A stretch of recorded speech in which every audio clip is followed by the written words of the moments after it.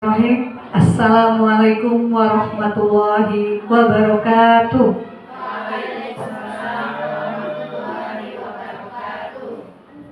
Salam bahagia Bapak Ibu guru hebat.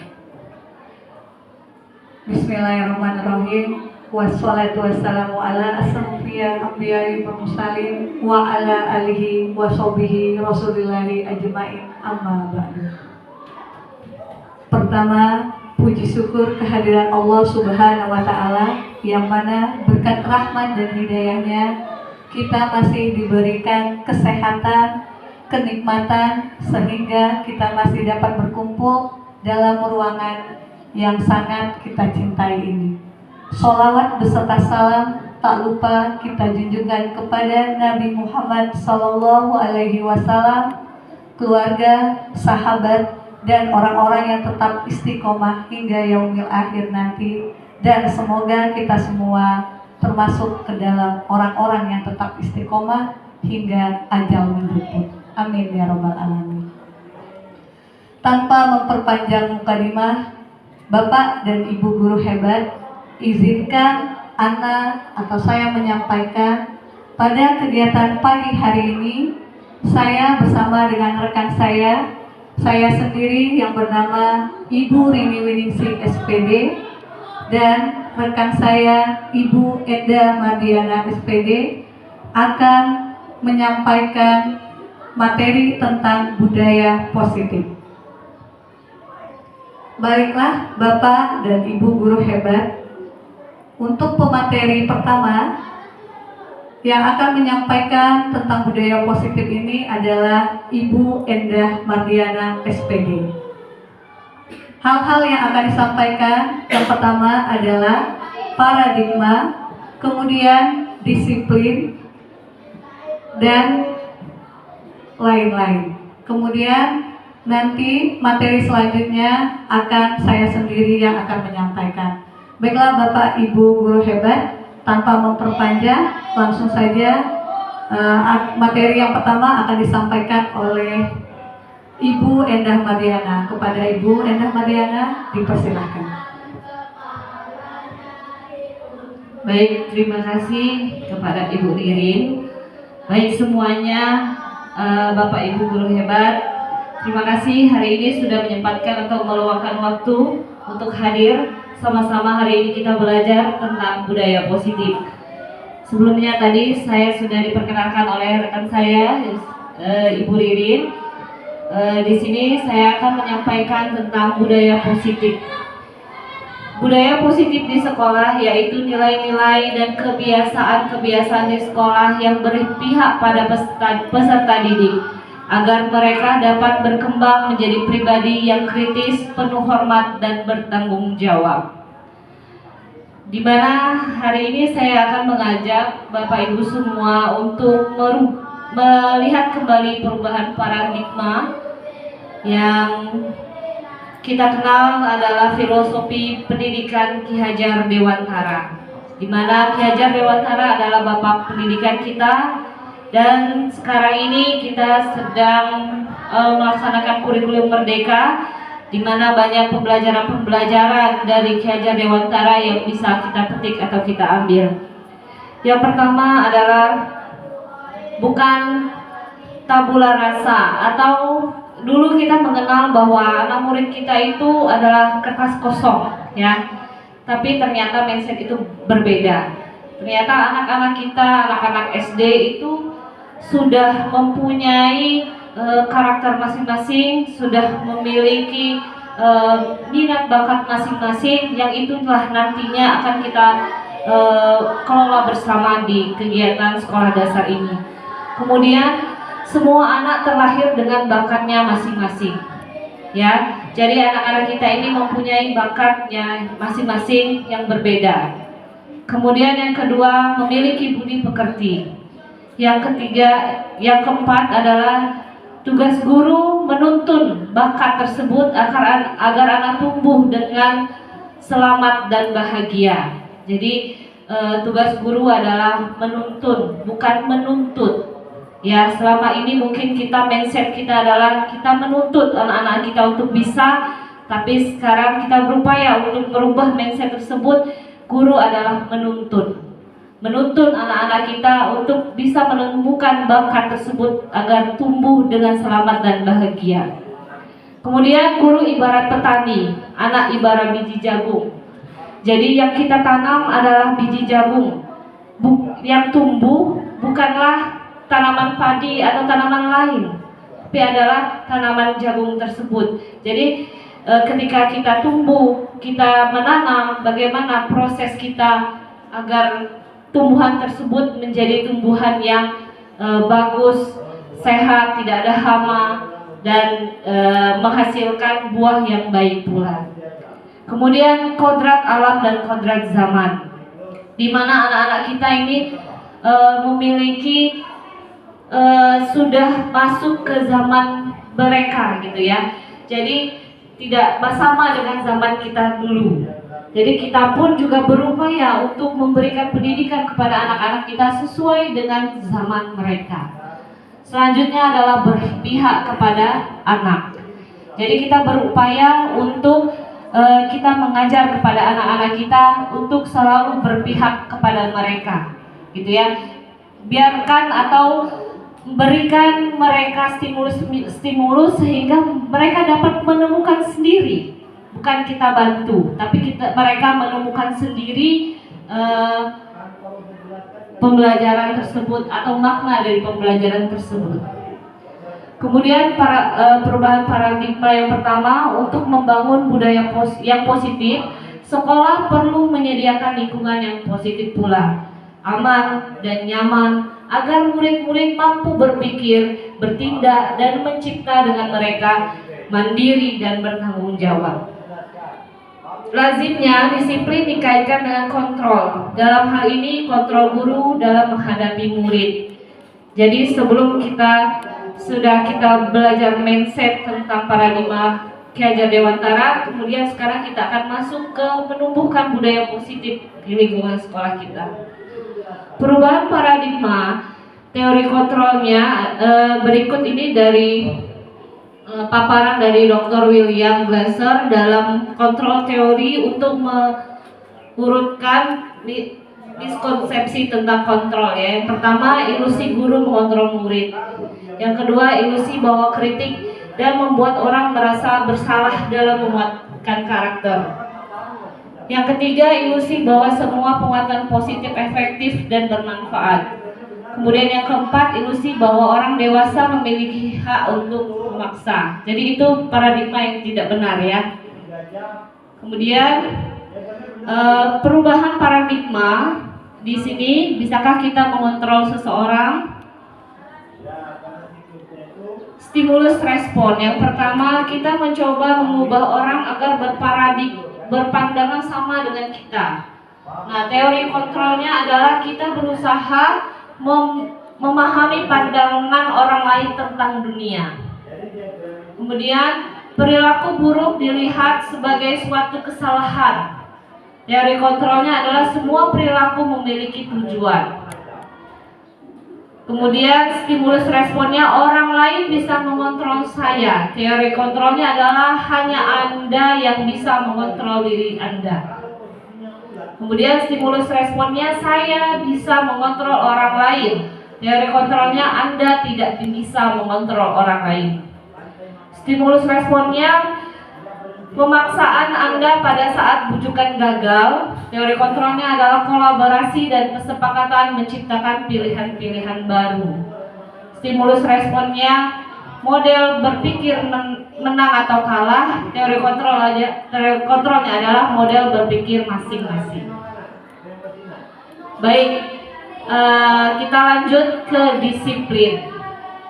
Apakah ada yang sudah tahu tentang disiplin? Sudah ya, tentu kita sudah sangat sering mendengar kata disiplin ya. Kata disiplin sering dikaitkan dengan tata tertib, teratur, dan kepatuhan pada peraturan. Kata disiplin juga sering dihubungkan dengan hukuman. Padahal itu sungguh berbeda, karena belajar dengan disiplin tidak harus dengan memberi hukuman. Justru itu adalah salah satu alternatif terakhir dan kalau perlu tidak digunakan sama sekali. Ki Hajar Dewantara menyatakan bahwa untuk mencapai kemerdekaan atau dalam konteks pendidikan kita saat ini dan untuk menciptakan murid yang merdeka, syarat utamanya adalah harus adanya disiplin yang kuat. Disiplin yang dimaksud adalah disiplin diri yang memiliki motivasi internal. Jika kita tidak memiliki motivasi internal, maka kita memerlukan pihak lain untuk mendisiplinkan kita. Jadi disiplin itu mulai dari diri sendiri. Kita kemudian ketika kita tidak bisa disiplin, maka ada pihak lain yang harus mendisiplinkan kita. Kemudian teori motivasi perilaku manusia. Itu ada motivasi eksternal dan motivasi internal. Motivasi eksternal itu nomor 1 untuk menghindari ketidaknyamanan atau hukuman. Apa yang akan terjadi apabila saya tidak melakukannya? Kemudian juga motivasi eksternal itu untuk mendapatkan imbalan dari orang lain. Apa yang akan saya dapatkan apabila saya melakukannya? Itu motivasi eksternal. Jadi ketika kita melakukan disiplin, ketika ada rasa di dalam diri kita untuk melakukan disiplin ini, untuk ketika kita ingin mendapatkan suatu imbalan, itu adalah motivasi dari eksternal, ya, atau dari luar. Sedangkan motivasi internal, justru inilah yang kita pakai sebagai tujuan disiplin dari diri kita sendiri, untuk menghargai diri, menjadi insan sesuai dengan harapan kita. Saya akan menjadi orang yang seperti apa bila saya melakukannya. Nah, ini yang harus kita tanamkan pada diri kita. Ya, banyak memang ada faktor-faktor eksternal dari luar. Ketika kita melakukan disiplin diri pada diri kita, oh saya ingin dilihat bahwa saya sebagai anak atau orang yang disiplin, hadir tepat waktu. Oh berarti di dalam mindset kita sudah berpikir bahwa kita sudah terpengaruh faktor eksternal, bahwa kita melakukan disiplin itu karena ingin dilihat oleh orang lain. Sebaiknya itu harus kita hindari, harus jauh-jauh kita buang, karena yang perlu kita tanamkan pada diri kita adalah faktor internal pada diri kita, bahwa kita melakukan disiplin itu hanya untuk menghargai diri kita sendiri, ya, hanya untuk menjadi insan yang sesuai dengan harapan kita. Begitu. Selanjutnya ini ada lingkaran, ya, dimana lingkaran yang paling tengah itu adalah peraturan kelas. Peraturan itu letaknya lebih dalam, lebih jauh. Ya, yang pertama sekali kita bangun adalah budaya positif terlebih dahulu. Yang kedua baru lingkungan positif. Yang ketiga itu keyakinan kelas, baru adanya peraturan keras. Di mana tadi sudah disampaikan bahwa peraturan kelas itu berbeda dengan keyakinan kelas. Begitu juga keyakinan kelas itu berbeda dengan peraturan kelas. Di mana peraturan kelas itu adanya konsekuensi dari apa yang sudah kita lakukan. Sedangkan keyakinan kelas itu adalah yang kita buat bersama-sama. Seperti itu. Nah, untuk lebih jelasnya tentang keyakinan kelas akan disampaikan oleh teman saya, Ibu Rini Winingsi. Kepada Ibu Rini Winingsi kita beri tepuk tangan. Ya, terima kasih Ibu Enda Mariana. Namanya susah ya, pakai si. Ya. Oke, izinkan saya selaku pemateri menyampaikan dengan berdiri, karena kalau duduk itu sudah capek dari tadi. Oke, sebelum saya melanjutkan, Bapak Ibu guru hebat, tentang materi selanjutnya tentang keyakinan kelas, hukuman dan penghargaan, kita rileks sejenak ya. Boleh ya Bapak Ibu guru hebat. Kalau saya minta waktunya sedikit, kalau Ustazah bilang atau saya bilang tepuk 1, silakan tepuk 1. Kemudian kalau saya bilang tepuk 2, silakan tepuknya 2 kali ya. Kemudian kalau saya bilang 3 silakan tepuk 3. Kalau saya bilang tepuk 4 silakan tepuk 4 kali. Kalau saya bilang tepuk banyak silakan tepuk banyak. Boleh Bapak Ibu guru hebat? Oke, silakan ya. Tepuk 1, 2, 3, 4. Tepuk banyak. Terima kasih Bapak dan Ibu guru hebat. Terima kasih atas kesempatannya. Baiklah, saya akan memaparkan materi tentang keyakinan kelas, hukuman, dan penghargaan. Nah, Bapak dan Ibu guru hebat, mengapa tidak peraturan saja? Mengapa harus keyakinan kelas? Nah, yang pertama, mengapa kita memiliki peraturan harus menggunakan helm bila mengendarai kendaraan roda 2? Ada yang bisa menjawab? Mengapa kita harus menggunakan helm? Ada Bapak dan Ibu guru hebat? Kenapa ketika kita melakukan atau mengendarai kendaraan roda 2, kita harus menggunakan helm? Iya, Ibu? Jawabannya apa, Bu? Masya Allah. Untuk melindungi kepala. Berarti kita menggunakan helm itu untuk melindungi kepala kita agar tidak terjadi sesuatu yang tidak kita inginkan, Ibu ya. Selanjutnya, mengapa kita memiliki peraturan 3M? Menggunakan masker, mencuci tangan, dan menjaga jarak 1,5 meter atau 1,5 meter. Itu kita laksanakan, kita lakukan ketika kemarin waktu pandemi ya. Kita harus menggunakan masker, kemudian dari mana-mana kita harus mencuci tangan, kemudian kita juga harus ada jarak kepada sesama teman kita. Jangan duduk berdekatan ya. Nah, ini karena kenapa? Ini adalah salah satunya untuk menghindari kita dari tertularnya virus atau penyakit.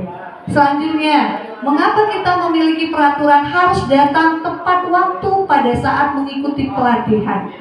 Coba Bapak dan Ibu guru hebat bayangkan, ketika kita datang ya ke dalam sebuah pelatihan, kita terlambat. Salah satunya itu adalah kita termasuk orang yang tidak disiplin. Dan bukan berarti apa-apa, bukan berarti tidak masalah, tetapi akan mendatangkan masalah. Mungkin ya di pelatihan itu menunggu datangnya para pelatih ya, para peserta pelatihan. Ketika pelatihan itu akan diadakan, tidak mungkin pemateri datang sendiri tanpa adanya peserta. Nah, Bapak dan Ibu guru hebat, untuk mendukung motivasi intrinsik atau yang berada dari dalam, kembali ke nilai-nilai keyakinan lebih menggerakkan seseorang dibandingkan mengikuti serangkaian peraturan-peraturan. Slide selanjutnya, keyakinan kelas. Nah, keyakinan kelas adalah nilai-nilai kebajikan atau prinsip-prinsip universal yang disepakati bersama secara universal, lepas dari latar belakang suku, negara, bahasa, maupun agama. Ya, jadi keyakinan kelas itu tidak boleh kita jalankan dengan melihat suku. Karena kita ini adalah sukunya dari Bengkulu, banyaknya keras, maka keyakinan kelas yang kita gunakan harus keras, gitu ya. Kemudian, kita negara Indonesia, kita ini ramah tamah, ya. Jadi keyakinan kelas yang kita utamakan adalah ramah tamah. Boleh seperti itu, boleh kalau tidak ada dari negara yang lainnya. Kemudian bahasa maupun agama. Nah, agama ini kalau di SDIT Krok 2 di tempat kita, alhamdulillah karena semuanya mayoritas Islam, memang Islam ya. Nah, tapi kalau di sekolah-sekolah umum itu peraturan kelas atau keyakinan kelas yang akan kita buat, keyakinan kelas yang kita buat harus tidak ada yang namanya menyangkut keagamaan. Kemudian menurut Gosen, suatu keyakinan akan lebih memotivasi seseorang dari dalam atau dari dalam dirinya sendiri. Seseorang akan lebih bersemangat untuk menjalankan keyakinannya daripada hanya sekedar mengikuti serangkaian peraturan. Keyakinan kelas, pembentukan keyakinan kelas yang pertama, keyakinan kelas bersifat abstrak daripada peraturan yang lebih rinci dan juga konkret. Ya, kemudian keyakinan kelas berupa pernyataan-pernyataan yang universal. Kemudian yang ketiga, pernyataan keyakinan kelas senantiasa dibuat dalam bentuk positif, bukan hal-hal yang negatif. Kemudian yang keempat, keyakinan kelas hendaknya tidak terlalu banyak sehingga mudah diingat dan juga mudah dipahami oleh siswa-siswa kita yang ada di kelas. Selanjutnya, semua warga kelas sebaiknya ikut berkontribusi dalam membuat kegiatan kelas lewat curah pendapat. Ya, keyakinan kelas itu bukan dibuat hanya semata-mata oleh guru, tetapi juga diikutsertakan siswa-siswa yang ada di kelas tersebut. Kemudian bersedia meninjau kembali keyakinan kelas dari waktu ke waktu. Jangan mentang-mentang 1 tahun berada di kelas tersebut keyakinan kelasnya itu terus, tapi boleh diubah-ubah sesuai dengan waktu yang kita tentukan.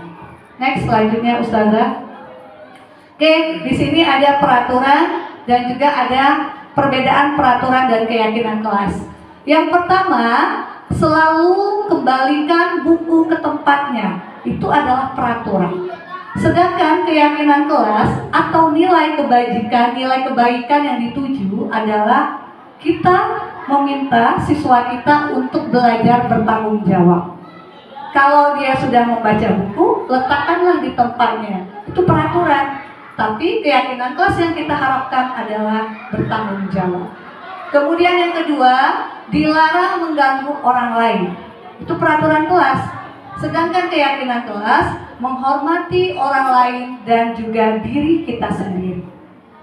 Kemudian yang ketiga, hadir di sekolah 15 menit sebelum pembelajaran dimulai. Nah, keyakinan kelasnya menghormati orang lain, berkomitmen pada diri sendiri bahwa saya tidak akan datang terlambat. Selanjutnya, dilarang melakukan kekerasan. Keyakinan kelasnya supaya kita selamat semuanya, adanya keselamatan, kemudian kita saling menghormati dan juga menghargai orang lain. Selanjutnya, dilarang menggunakan narkoba. Wah, ini memang benar ya. Nah, apa keyakinan kelasnya? Menjaga kesehatan. Selanjutnya, ya, bergantian atau menunggu giliran. Keyakinan kelasnya adalah menghormati orang lain dan juga menjaga kesabaran yang kita punya. Wah, saya sabar nih untuk mengantri, tidak menyerobot. Selanjutnya ada yang namanya gunakan masker. Ya, apa sih keyakinan kelasnya? Supaya kita bisa menjaga kesehatan dan juga keselamatan. Ya, dan terakhir, jangan berlari di kelas atau apa itu kondor ya, keselamatan atau keamanan. Kalau kita lari-lari di kelas, apalagi kelas kita sempit, teman-teman banyak, bisa jadi nanti yang ini terhimpit, yang ini terpijak. Makanya ya, keyakinan di kelas yang kita buat adalah menjaga keselamatan orang lain. Next Ustazah. Dihukum oleh penghargaan. Yang pertama, pengaruh jangka pendek dan juga jangka panjang. Ya, apa ada pengaruhnya? Iya, tentu saja. Kalau kita dihukum oleh penghargaan itu ada pengaruh jangka pendek dan juga jangka panjangnya. Kemudian penghargaan menghukum. Kemudian yang ketiga, penghargaan mengurangi ketepatan. Yang keempat, penghargaan tidak efektif. Yang kelima, penghargaan merusak hubungan. Ya, selanjutnya perbedaan hukuman dan konsekuensi. Kita kan sering nih, ini hukuman untuk kamu. Ya, ini konsekuensinya. Yang pertama, kita lihat sesuatu yang menyakitkan harus terjadi kalau kita memberikan hukuman kepada siswa kita. Ya, konsekuensinya sesuatu itu harus terjadi saja. Kemudian membuat anak sakit fisik. Kalau kita memberi hukuman, apalagi hukuman berupa fisik, konsekuensinya membuat anak merasa tidak nyaman dalam jangka waktu pendek saja, tidak berkepanjangan, nggak mau sekolah gara-gara dikasih hukuman. Tapi kalau kita cuma memberi konsekuensinya hanya dengan waktu pendek saja. Kemudian anak membenci kedisiplinan. Kalau kita beri hukuman, bencilah dengan disiplin. Tapi kalau kita memberikan hanya sebatas konsekuensi, anak menghargai disiplin. Oh, benar kata Bapak dan Ibu guru atau Ustazah. Ya. Kemudian mendorong anak menyakiti diri sendiri. Konsekuensinya mendorong anak agar mudah menyesuaikan diri. Selanjutnya, anak belajar untuk menyembunyikan kesalahan. Kalau diberikan hukuman, ya, anak tidak mau memberitahu orang tuanya di rumah. Ya, anak tidak mau memberitahu orang tuanya di rumah karena dia takut dimarah. Tapi kalau hanya sebatas konsekuensi, anak belajar untuk mematuhi peraturan. Ya.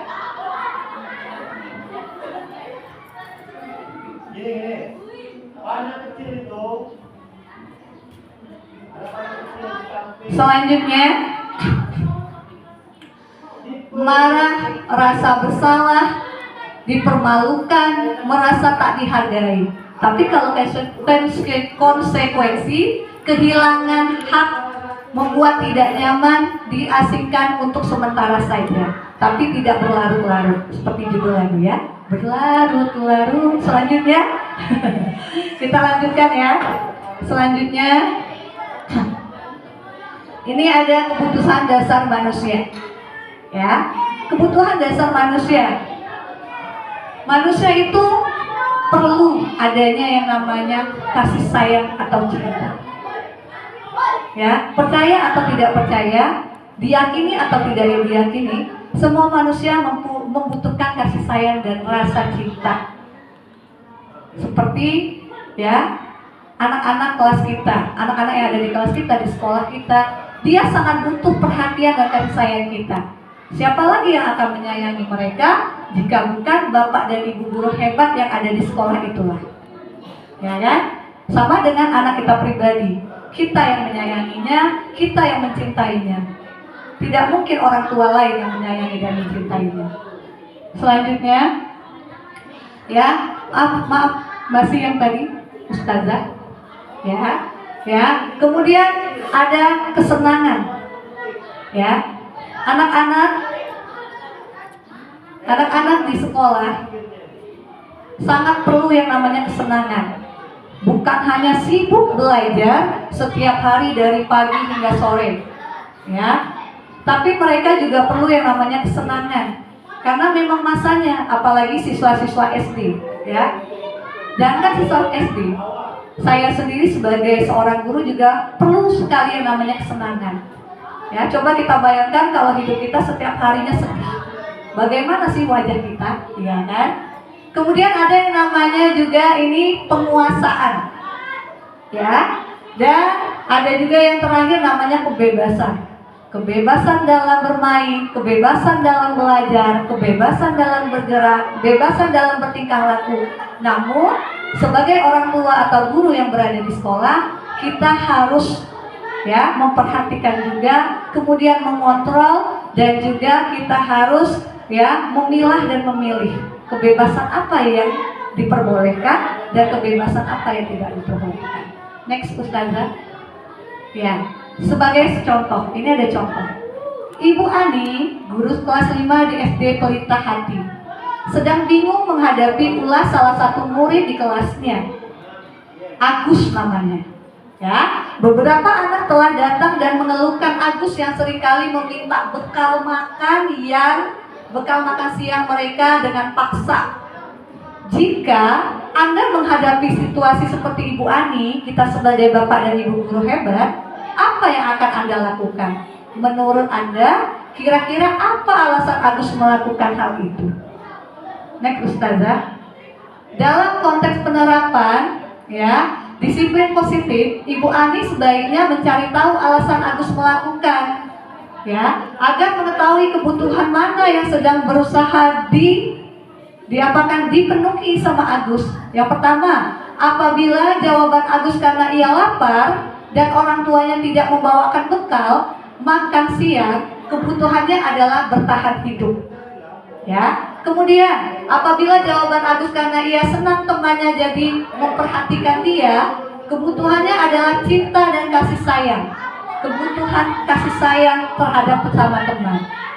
Apabila jawaban Agus adalah dia merasa hebat karena temannya jadi takut dan menuruti keinginannya, kebutuhannya adalah penguasaan. Hahaha, saya orang yang hebat di kelas ini. Kemudian apabila jawaban Agus karena dia merasa bosan dengan bekal yang dibawakan ibunya, karena selalu membawakan bekal yang sama setiap hari, kebutuhannya adalah kebebasan.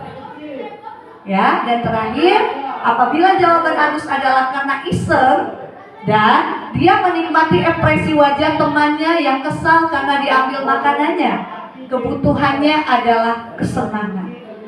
Dia senang mengganggu temannya. Oke, selanjutnya di sini tadi kita sudah belajar ya tentang keyakinan kelas.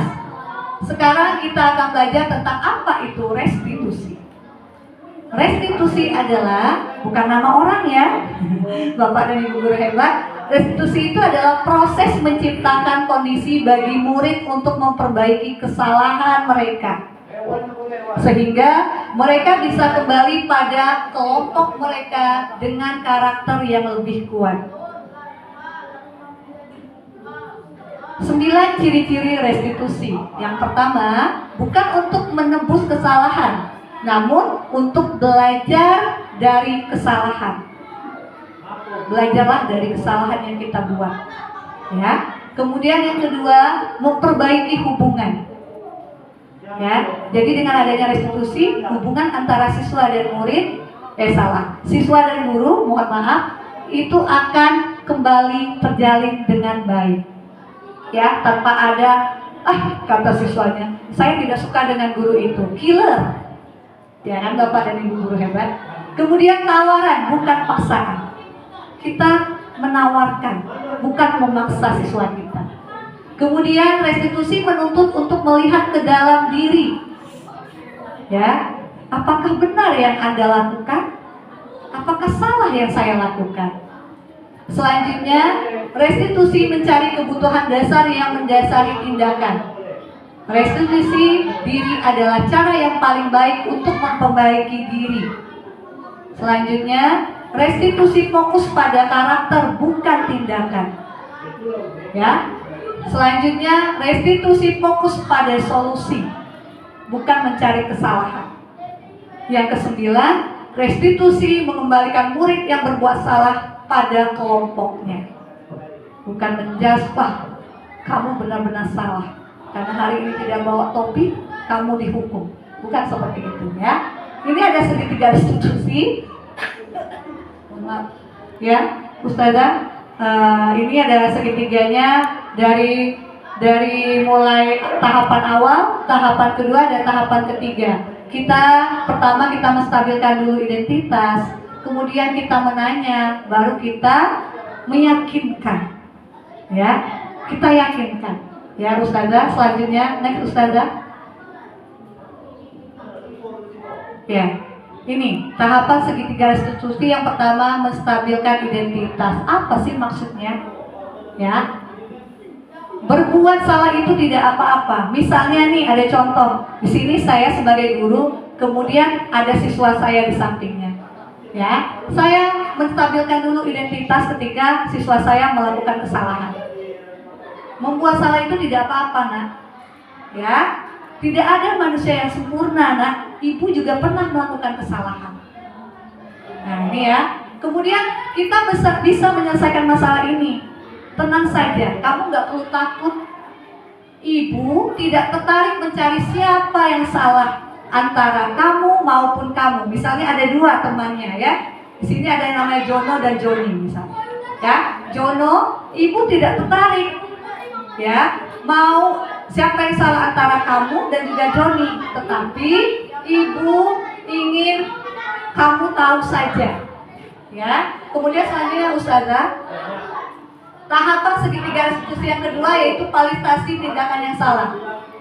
Padahal kamu bisa melakukan yang lebih buruk dari ini ya. Iya, benar tidak Jono? Benar tidak Joni? Gitu kan. Kemudian kamu pasti punya alasan mengapa melakukan hal ini. Selanjutnya kita tanya lagi, kamu patut bangga pada dirimu sendiri karena kamu telah melindungi sesuatu yang penting buat kamu. Mungkin dia bilang, saya dipijak, makanya saya marah, Bu Guru. Kaki saya dipijak sama Jono, misalnya seperti itu ya. Selanjutnya tahapan yang ketiga, menanyakan keyakinan. Apa yang kita percaya sebagai kelas atau keluarga? Kan kita berkeluarga nih di dalam sebuah kelas. Kemudian apa nilai-nilai umum yang kita telah sepakati? Ingat tidak keyakinan kelas apa yang sudah Ibu sampaikan di kelas bersama dengan kalian semua sudah menyepakatinya. Yang ketiga, bayangkan kita tentang kelas yang ideal. Nah, anak-anak Ibu misalnya ya, kalau tidak ada pertengkaran seperti ini, kelas kita enak nggak? Nyaman nggak? Nah, yang terakhir, kamu mau jadi orang yang seperti apa, Jono dan Joni? Apakah berlarut-larut seperti ini? Mau berkelahi setiap hari? Padahal orang tua kalian berdua menitipkan di sekolah itu untuk belajar, untuk berbahagia, bukan untuk berkelahi. Ya, Bapak dan Ibu guru hebat, itulah materi yang saya paparkan pada pagi menjelang siang hari ini. Terima kasih saya ucapkan. Mohon maaf kalau banyak kesalahan yang saya sampaikan. Jika ada kelebihannya, itu datangnya hanya dari Allah Subhanahu wa Ta'ala. Saya kembalikan ke moderator. Saya tutup. Wassalamualaikum warahmatullahi wabarakatuh.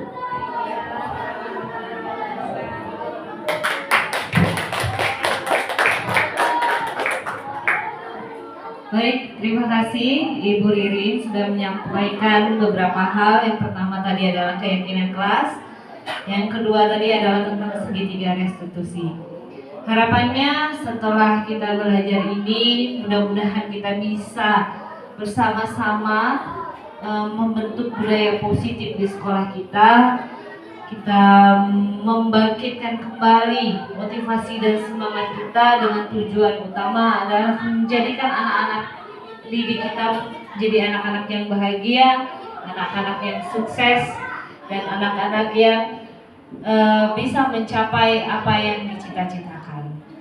Baik Bapak Ibu guru hebat, mungkin ini saja yang bisa kami sampaikan pada siang hari ini. Mohon maaf apabila banyak kekurangan. Kami, saya Ibu Ena Mardiana dan Ibu Rini Winingsi, mohon maaf kalau ada kesalahan. Kami tutup dengan Assalamualaikum warahmatullahi wabarakatuh.